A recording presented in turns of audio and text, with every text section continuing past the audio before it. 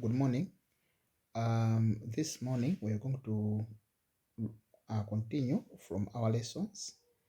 This time we are going to look at the differential equations, and normally differential equations.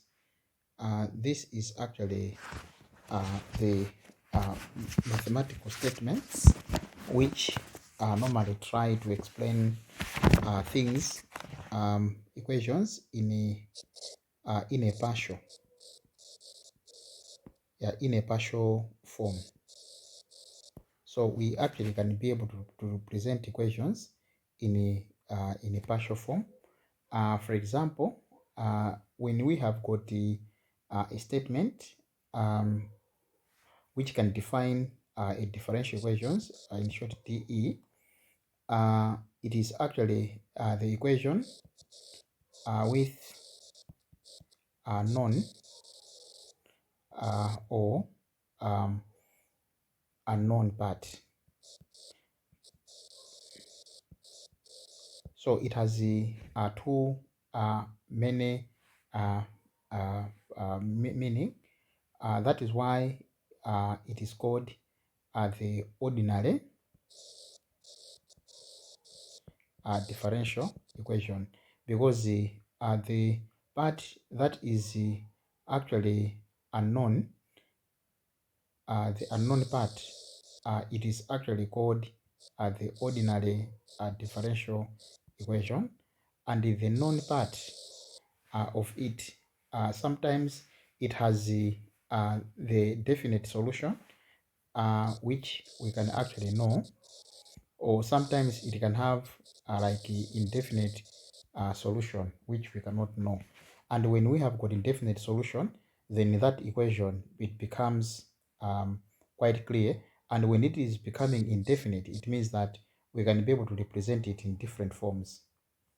So a very good example, we can actually represent the differential equations as dy dx is equal to ax, which can actually be the same as x prime is equal to ax. Sometimes it can be represented like that, or this is like an example. For the second example, we can actually have dy dx plus ax is equal to b. So this can be another form, and the other one, it can be a like that plus ax, and then is equal to bx squared. So this can again be another one where this can also be the same as dy dx plus ax is equal to bx squared. So we can actually have it represented in this particular way. So this one, it is actually regarded as the the differential equation.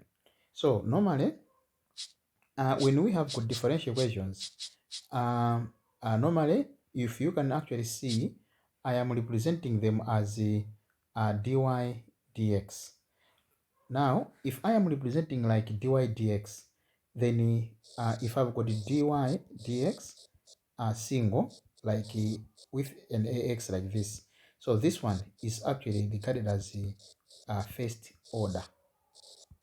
It is actually regarded as the first order differential equation. And normally, if I have got a differential equation of this particular form, and maybe having ax plus k, because I have squared it at this point, then this is called second order differential equation. So we actually call it as second order DE. So that is actually what we can be able to have. So we can be able to call it depending on what we normally can be able to represent. So let's look at the general solution.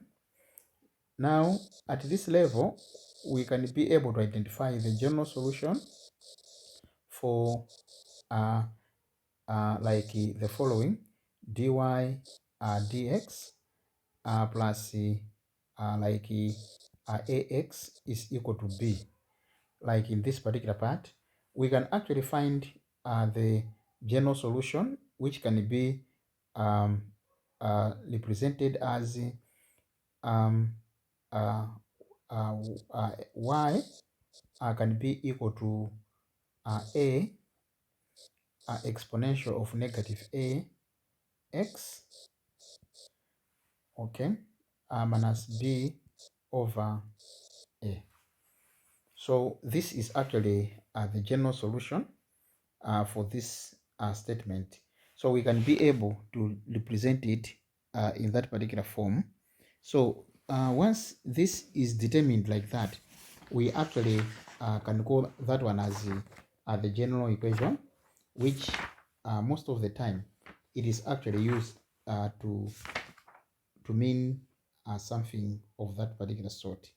So we can be able to actually prove it, but what I want you to actually check is how can we make here, it must be plus, sorry.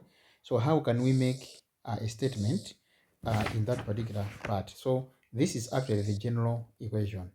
So it means that if we have got the example, if we have got a statement like the following, to say x prime plus 2x is equal to b, then the general solution, then the answer can be x is equal to I can say a exponential of negative 2.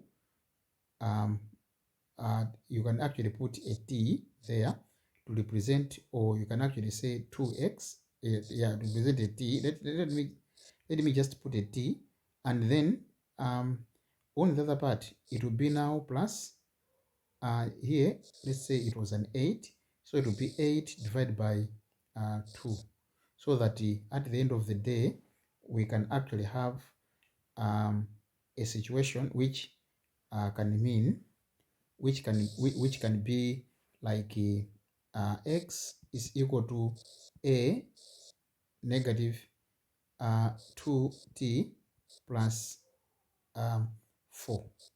So it will be plus 4. So why am I taking plus 4? I'm taking plus 4 because I am dividing this and that to actually have my result that I can have. So this is actually how we can be able to have the situation. And so for any single equation, we can be able to represent it in that particular way. So the general equation is actually very much important so that we can be able to see how this is applicable. Now let's take another example. Let's look at the following example where we have got like a statement like x is dot, which is the same as that, and x plus is equal to t. Here you can actually even determine the equation for that particular statement using the equation. So it means that there is 1 here, so it will be then x is equal to a exponential of negative t, because I mean negative t at plus b over a. So it means that x in this case is equal to a exponential of negative. So here you actually look at the negative t. So you will take this one as a. So it will be 1 1t, and then plus b. B is equal to the value there, which was equal to t. So it can be t over a, which was equal to 1. So it could be like that. So there is always a t at the end, because if we have got a general statement, it can be represented like x prime is equal to a bracket t bracket multiplied by x here is equal to b multiplied by t. So when we have got something like this, we normally have got the statement that we need. So it's like on one side we present it in the form of x, and on one side it is presented in the form of t. So that's the statement. Now on the other part, I want us to look at another statement which is actually critical as we are discussing this in a preamble. When we have got any statement in this particular form, we can actually have what is called an initial condition. For example, if we have got a statement like if we have got a statement like the following, x prime t, okay, is equal to x t plus t. Let's take this particular example, and at the same time x0 is equal to 1. In this case, normally what we do is having something like this. This particular statement, we call it initial value, and this is called initial value, or sometimes it is called initial condition or initial value. Now when we combine initial value and and that particular statement, we call that one as the initial value problem. We call that one as initial value problem. So in general, the whole of this, we call them as the IVP. But if we consider only this particular statement is called IC.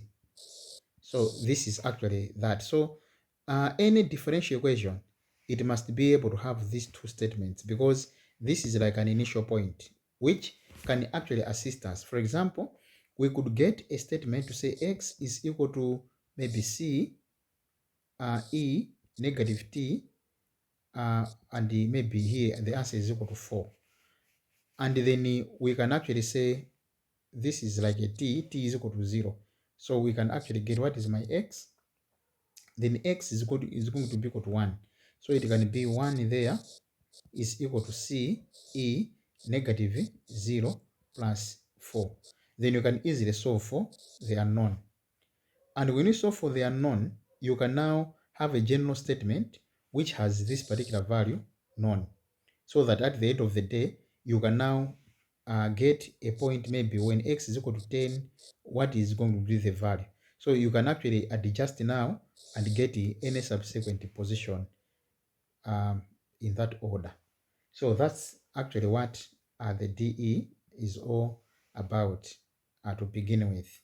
We are going to continue in the next section so that we can be able to appreciate how certain things are done by maybe giving an example to actually substantiate more on this particular statement. More importantly, in understanding the initial value. Okay, thank you.